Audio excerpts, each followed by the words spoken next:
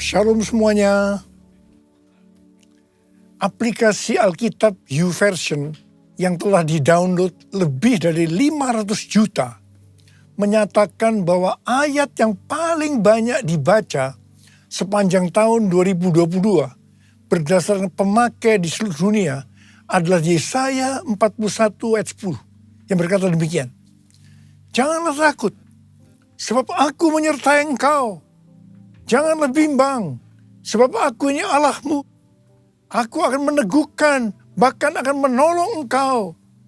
Aku akan memegang engkau dengan tangan kananku yang membawa kemenangan.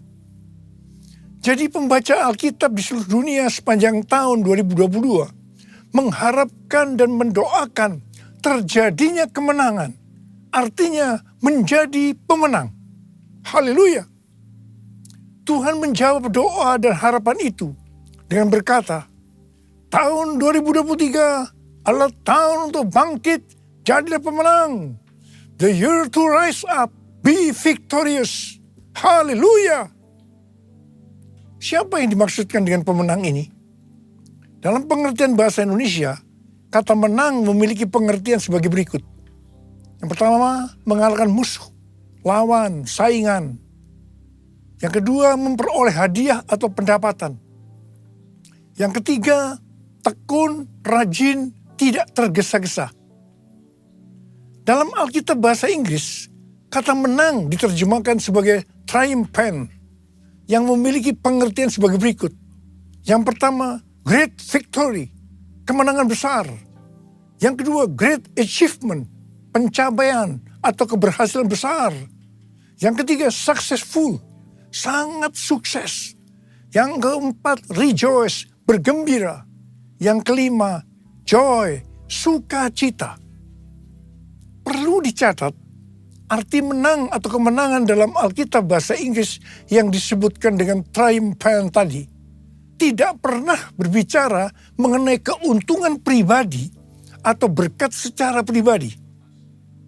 Memang iblis bekerja dengan tipu muslihat yang membuat orang-orang memusatkan hati dan pikirannya pada definisi sukses secara dunia yang berkonotasi pada materi dan fokusnya adalah keuntungan pribadi. Iblis mendorong orang-orang untuk hidup sukses dan menghalalkan segala cara yang tentunya di luar dari kebenaran firman Tuhan.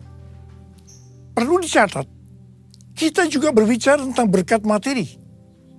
Dan perlu digarisbawahi, ini bukan hanya untuk kepentingan pribadi kita saja, tetapi untuk digunakan bagi penginjilan, pemuritan, membantu orang-orang miskin, dan lain-lain. Jadi inilah yang dimaksudkan dengan berkat materi yang bukan untuk kepentingan pribadi saja. Tuhan menghendaki agar kita bangkit dan menjadi pemenang. Tuhan Yesus adalah sang pemenang. Kita harus menjadi serupa dengan gambarnya. Mengapa Tuhan Yesus disebut sebagai pemenang? Sesuai dengan ayat tema kita, 2 Korintus 2 ayat 14 yang berkata, tetapi syukur bagi Allah yang dalam Kristus selalu membawa kami di jalan kemenangannya. Dengan perantaraan kami, Ia menyebarkan keharuman pengenalan akan Dia di mana-mana. Dalam ayat ini jelas dituliskan bahwa Kristus adalah sang pemenang. Jalan yang dilaluinya adalah jalan kemenangan. Bagaimana Kristus dapat menjadi sang pemenang? Apakah Tuhan Yesus selama hidupnya tidak pernah mengalami kesusahan, ditolak, disalahpahami oleh banyak orang, mengalami pencobaan, atau masa-masa sengsara? Jawabnya adalah tidak. Tuhan Yesus mengalami semuanya itu. Bahkan muridnya sendiri yang bernama Yudas Iskariot berkhianat, menyerahkan dia kepada orang-orang Yahudi. Sampai akhirnya dia harus disalibkan. Dihujat oleh ahli Taurat, oleh para imam, orang yang lalu lalang. Bahkan salah satu penjahat yang di sebelahnya ikut menghujat dia. Dan akhirnya Tuhan Yesus mati. Ada pertanyaan, bagaimana Tuhan Yesus mati justru menjadi pemenang? Ibrani 2 ayat 14b sampai dengan 15 berkata, supaya oleh kematiannya ia memusnahkan dia, yaitu iblis yang berkuasa atas maut, dan supaya dengan jalan demikian ia membebaskan mereka yang seumur hidupnya berada dalam perhambaan oleh karena takutnya kepada maut. Di sini dengan jelas dituliskan, justru oleh karena Tuhan Yesus mati, dia keluar sebagai pemenang. Yesus mengalahkan dan memusnahkan iblis yang berkuasa atas maut. Sehingga orang-orang yang percaya kepada Tuhan Yesus kan diselamatkan dari kematian kekal selama-lamanya di neraka. Jadi untuk menyelamatkan kita dari mati kekal selama-lamanya, Tuhan Yesus harus mati. Dan pada hari yang ketiga, dia bangkit dari kematian. Sekali lagi, karena Tuhan Yesus mati, maka dia adalah sang pemenang. Yesus mati menjadi pemenang melalui jalan salib. Karena Tuhan Yesus menjadi pemenang melalui jalan salib, maka kita sebagai murid-muridnya, yaitu orang yang hidup sama seperti Kristus telah hidup, untuk menjadi pemenang, kita juga harus melalui jalan salib atau pikul salib. Memang berita tentang pikul salib atau jalan salib ini sudah tidak populer bagi sebagian orang Kristen. Mereka mengira untuk masuk surga cukup mengalami kelahiran baru. Setelah itu hidup semau gue. Sekali lagi saya mau katakan, untuk menjadi pemenang kita harus melalui jalan salib. Dia yang harus semakin besar dan kita harus semakin kecil. Artinya kedagingan kita harus mati dan manusia roh kita harus semakin kuat. Untuk itu kita harus terus diproses, dikuduskan oleh firman Tuhan dan Roh Kudus sehingga menjadi serupa dengan gambar Yesus. Proses pengudusan atau sanctification ini pasti sangat menyakitkan bagi kedagingan kita. Itulah yang disebutkan jalan salib atau pikul salib. Dalam pelayanannya, Rasul Paulus juga mengalami jalan salib atau pikul salib untuk menjadi pemenang.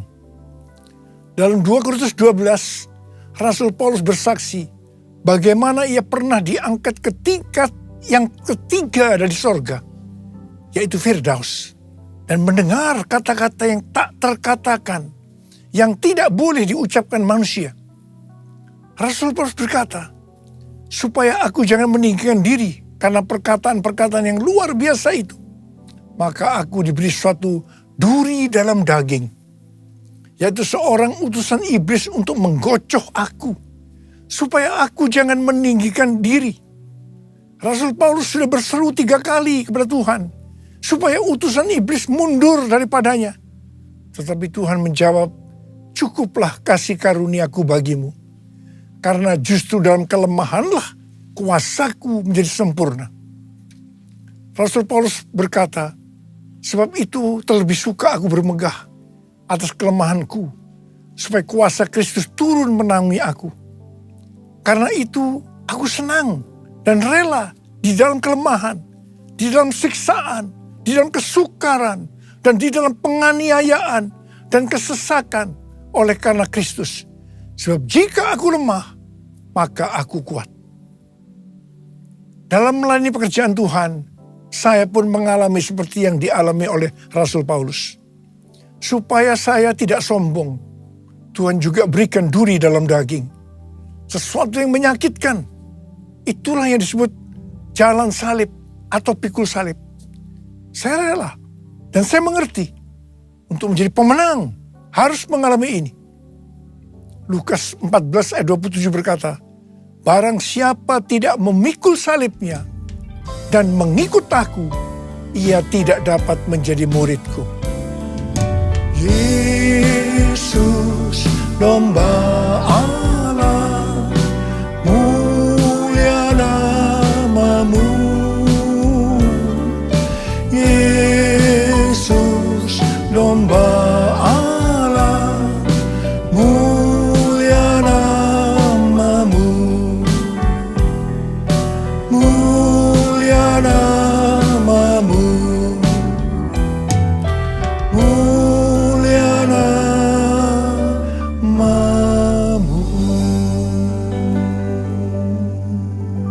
Lukas 12 ayat 4 dan 5 adalah pengajaran khusus dari Tuhan Yesus bagi murid-muridnya. Tuhan Yesus berkata, "Aku berkata kepadamu, hai sahabat-sahabatku, janganlah kamu takut terhadap mereka yang dapat membunuh tubuh dan kemudian tidak dapat berbuat apa-apa lagi. Aku akan menunjukkan kepada kamu siapakah yang harus kamu takuti. Takutilah Dia yang setelah membunuh mempunyai kuasa untuk melemparkan orang ke dalam neraka. Sesungguhnya aku berkata kepadamu, takutilah Dia."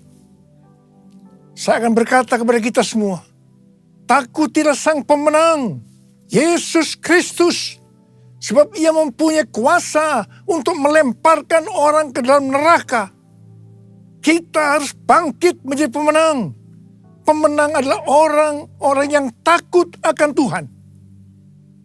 Amsal 8:13 berkata, takut akan Tuhan ialah membenci kejahatan. Aku benci kepada kesombongan, kecongkakan, tingkah laku yang jahat, dan mulut penuh tipu muslihat. Kita akan melihat berkat-berkat yang Tuhan sediakan bagi orang yang takut akan Tuhan. Mazmur 34 ayat 10 berkata, takutlah akan Tuhan, hai orang-orang yang kudus, sebab tidak berkekurangan orang yang takut akan Dia. Memasuki tahun 2023 yang berat ini, kita percaya kita tidak akan kekurangan suatu apapun karena kita takut akan Dia. Haleluya. Mazmur 25 ayat 12 sampai dengan 14 berkata, siapakah orang yang takut akan Tuhan? Kepadanya Tuhan menunjukkan jalan yang harus dipilihnya. Orang itu sendiri akan menetap dalam kebahagiaan, dan anak cucunya akan mewarisi bumi. Tuhan bergaul karib dengan orang yang takut akan Dia, dan perjanjiannya diberitahukannya kepada mereka. Haleluya! Sekali lagi, saya mau katakan kepada kita semua, bahwa kita harus takut akan Tuhan. Yang mau takut akan Tuhan katakan amin. Pesan Tuhan buat kita semua, bahwa kita harus bangkit, jadilah pemenang dalam hal unity. Dalam Yohanes 17 yang merupakan doa Yesus untuk murid-muridnya, Tuhan Yesus berdoa kepada Bapa, Bapa, aku telah memberikan kemuliaan yang kau berikan kepadaku, kepada mereka, yaitu kita-kita ini, supaya mereka, yaitu kita-kita ini, menjadi satu. Kalau mereka atau kita-kita ini sudah sempurna menjadi satu, dunia akan melihat, dunia akan tahu, dan dunia akan percaya bahwa Engkaulah yang telah mengutus aku, dan bahwa Engkau mengasihi mereka, yaitu kita-kita ini, sama seperti Engkau mengasihi aku. Ini berarti kalau kita menjadi satu, kalau kita unity, maka akan terjadi penuaian jiwa besar-besaran. Saya ingat awal tahun 2000, saya pernah ditegur Tuhan dengan kata-kata yang keras. Niko, kamu sombong, kamu arogan. Tuhan melihat karena pelayanan yang sukses membuat saya menjadi sombong, arogan, sehingga membuat banyak hamba-hamba Tuhan hatinya terluka karena banyak jemaat-jemaatnya yang pindah ke gereja kita. Saya tidak merasa kalau saya begitu arogan, sombong, sampai Tuhan menegur saya dengan keras. Saya menangis, saya bertobat, dan saya bertanya kepada Tuhan, apa yang harus saya lakukan Tuhan? Tuhan berkata, ada dua hal yang kamu harus lakukan. Yang pertama, saya harus menurunkan nama gereja Betani yang saya banggakan. Yang kedua, saya harus minta maaf kepada gereja-gereja dan hamba-hamba Tuhan. Saya melakukan perintah Tuhan itu dengan sungguh-sungguh. Apa yang terjadi setelah itu? Tiba-tiba roh rekonsiliasi turun antara gereja kita dengan gereja-gereja lainnya. Dan juga di antara gereja-gereja lain tadi. di tengah-tengah rekonsiliasi itu, tiba-tiba roh doa turun di Indonesia. Saya ingat tahun 2003 ada NPC, National Prayer Conference di Gelora Bung Karno, Jakarta. Setelah itu diikuti terbentuknya menara-menara doa dan rumah-rumah doa di Indonesia. Revival terjadi, Indonesia mengalami transformasi. Haleluya! Unity merupakan faktor utama untuk terjadinya penuaian jiwa besar-besaran. Kita sekarang berada dalam era Pentakosta ketiga yang akan mengakibatkan penuaian jiwa yang terbesar dan yang terakhir.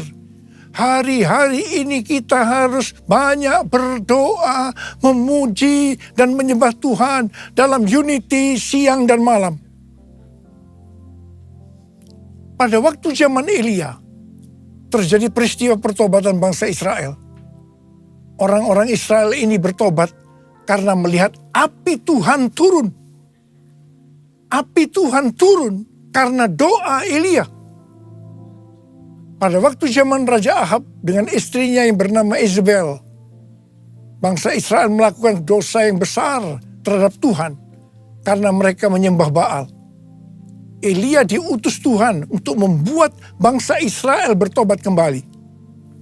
Untuk itu, Elia mengumpulkan nabi-nabi Baal dan Asyera di hadapan seluruh orang Israel. Elia menantang nabi-nabi Baal sebagai berikut. Nabi Baal dan Elia masing-masing akan diberi seekor lembu. Lembu itu akan disembelih dan dipotong-potong dan ditaruh di atas kayu bakar. Tetapi mereka tidak boleh menaruh api. Setelah itu, nabi-nabi Baal disuruh memanggil Allahnya untuk minta api, untuk membakar persembahannya. Dan Elia akan memanggil nama Tuhan. Maka Allah yang menjawab dengan api, Dialah Allah. Seluruh rakyat berseru, baiklah demikian, setuju. Waktu bagian nabi-nabi Baal memanggil Allah mereka untuk minta api, ternyata sampai sore hari api tidak turun. Waktu bagian Elia, apa yang dilakukan oleh Elia? Yang pertama, Elia membuat mezbah dengan menyusun 12 batu yang melambangkan 12 suku Israel. Ini berbicara tentang unity. Yang kedua, Elia menaruh kayu api dan potongan-potongan lembu di atasnya. Dan yang ketiga, Elia menyuruh menyiramkan ke atas kurban bakaran dan kayu api itu dengan 12 buyung air. Dan yang keempat, setelah itu Elia berdoa demikian. Ya Tuhan, Allah Abraham, Ishak dan Israel, pada hari ini biarlah diketahui orang bahwa Engkaulah Allah di tengah-tengah Israel. Dan bahwa aku ini hambamu. Dan bahwa atas firman-Mu lah aku melakukan segala perkara ini. Jawablah aku ya Tuhan. Jawablah aku. Supaya bangsa ini mengetahui bahwa Engkaulah Allah ya Tuhan. Dan Engkaulah yang membuat hati mereka tobat kembali. Apa yang terjadi setelah Elia berdoa? Lalu turunlah api Tuhan, menyambar habis kurban bakaran, kayu api, batu dan tanah itu. Bahkan air yang dalam parit itu habis dijilatnya.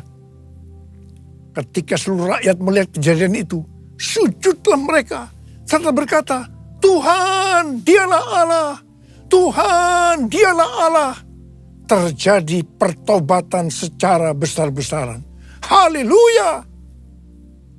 Jadi, sebelum Elia berdoa, dia membuat mezbah dari 12 batu yang melambangkan 12 suku Israel yang berbicara tentang unity. Sekali lagi, unity adalah faktor utama untuk terjadinya penuaian jiwa besar-besaran. Hari-hari ini kita perlu lebih banyak berdoa, memuji dan menyembah Tuhan dalam unity siang dan malam. Lord, I worship you. Lord, I worship you. As I bow down on my knees, I worship you.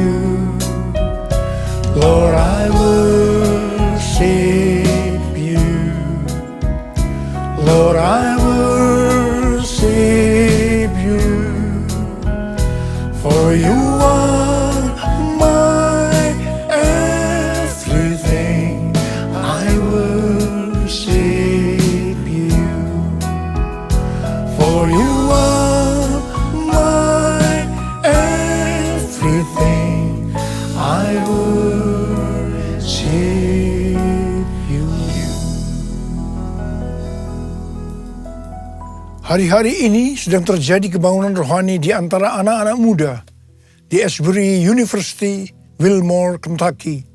Dan itu sudah menyebar kemana-mana, termasuk Lee University, Church of God, dan juga terjadi di ORU, Oral Roberts University.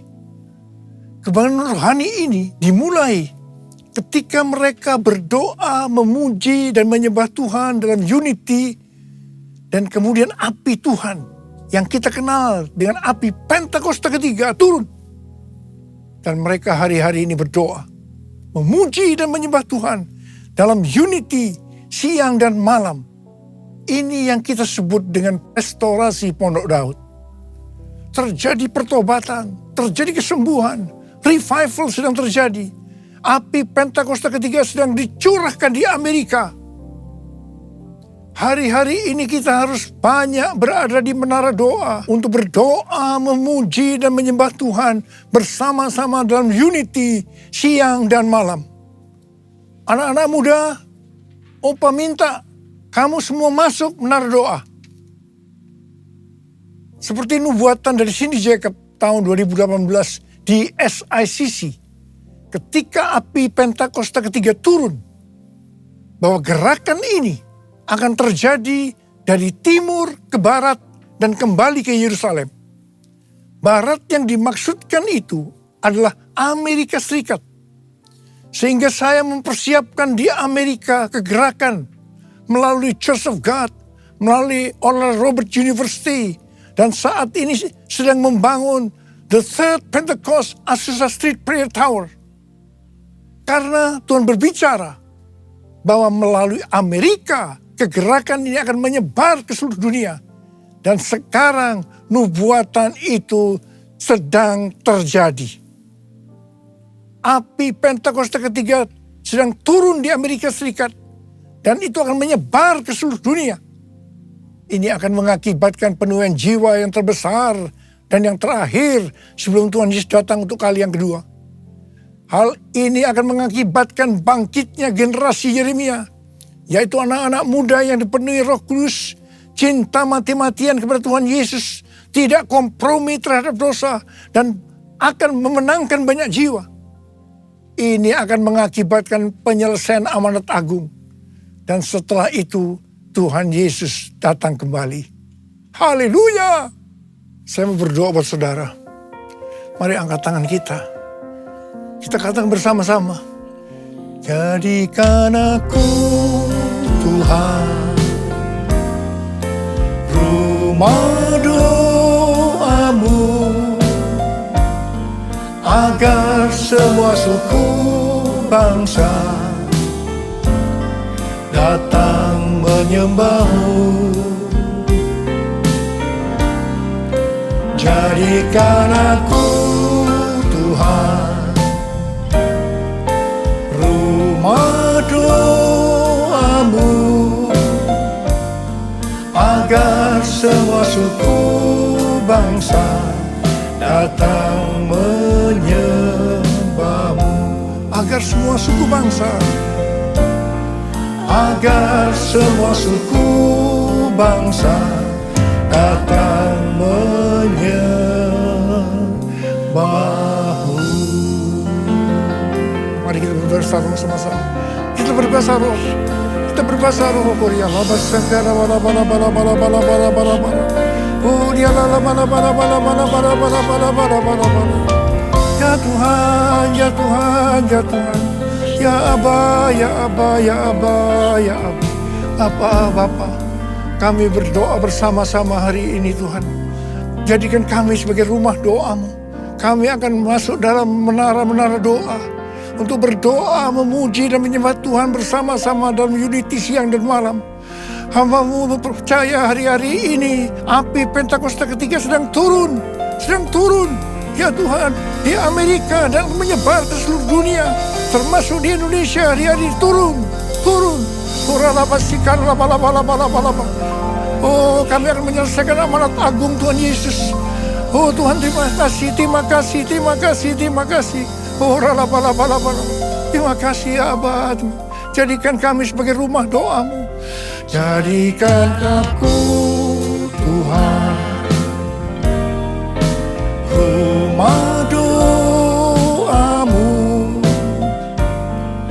agar semua suku bangsa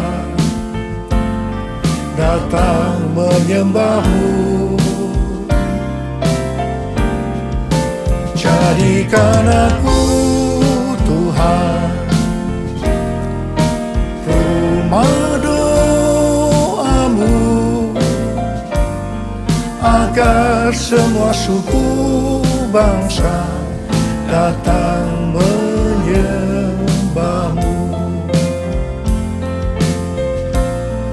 Agar semua suku bangsa datang menyembah-Mu.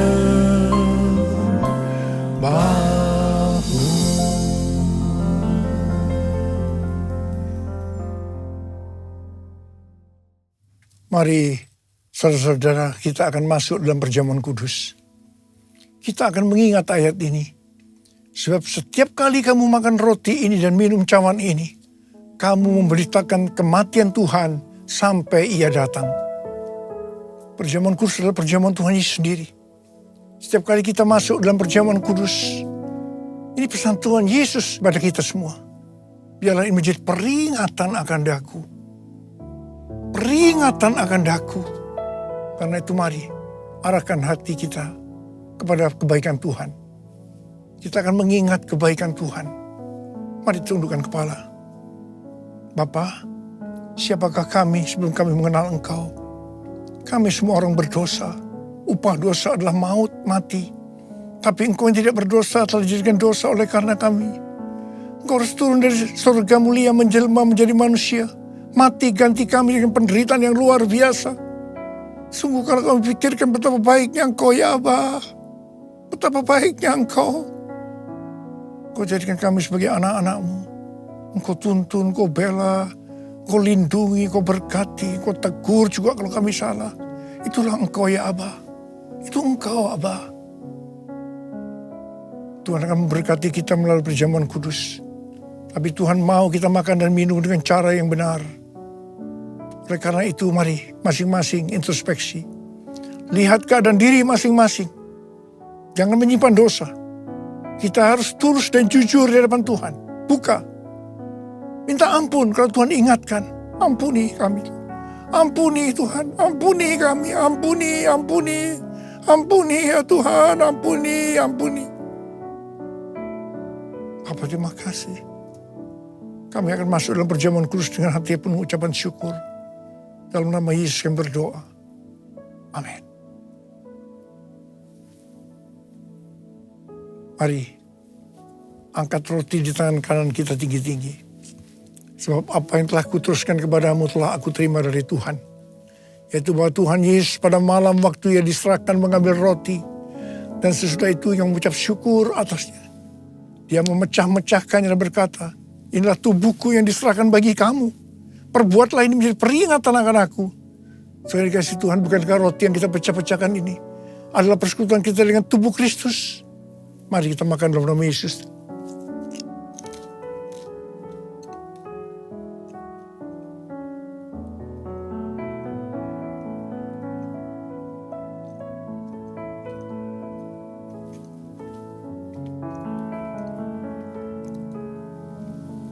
Angkat cawan di tangan kita tinggi-tinggi. Mungkin juga yang mengambil cawan sudah makan lalu berkata, cawan ini adalah perjanjian baru yang dibenarkan oleh darahku. Perbuatlah ini setiap kali kamu meminumnya menjadi peringatan akan aku. Sudah dikasih Tuhan, bukan cawan pengucapan syukur. Yang atasnya kita ucapkan syukur adalah persekutuan kita dengan darah Yesus. Mari kita minum dalam nama Yesus.